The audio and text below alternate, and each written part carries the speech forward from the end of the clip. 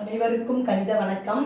இப்போ பார்க்க போகிறது 7ஆம் வகுப்புக்குரிய கணக்கு 3ஆம் பருவம் பயிற்சி 2/5 6வது கணக்கை பார்க்க போகிறோம்.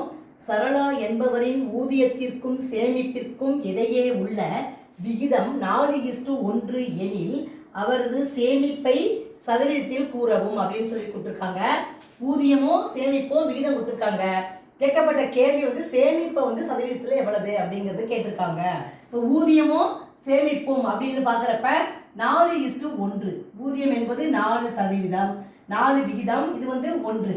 இப்போ மொத்த விகிதம் எவ்வளோ வருது? 5ன்னு கிடைச்சிருக்கு. இப்போ நமக்கு கேட்கப்பட்ட கேள்வி சேமிப்பு. அப்போ சேமிப்பு என்பது எத்தனை வீதம் கொடுக்கப்பட்டிருக்கு? 1. அப்போ 1/5 சதவீதம் என்பது 100ஆல் பெருக்க வேண்டும். இன்ட்டு 100. 4×5 5, 2×5 10, 0. அப்போ 20%. இந்த கணக்குக்குரிய விடை என்ன கிடைச்சிருக்கு அப்படின்னா சேமிப்பு எவ்வளவு? 20%.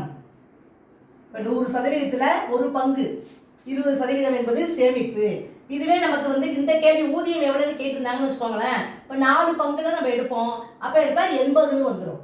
4, அதாவது ஊதியம் என்பது 80%, சேமிப்பு என்பது 20%. இந்த கணக்கை பொறுத்த வரைக்கும் நமக்கு கிடைக்கும்.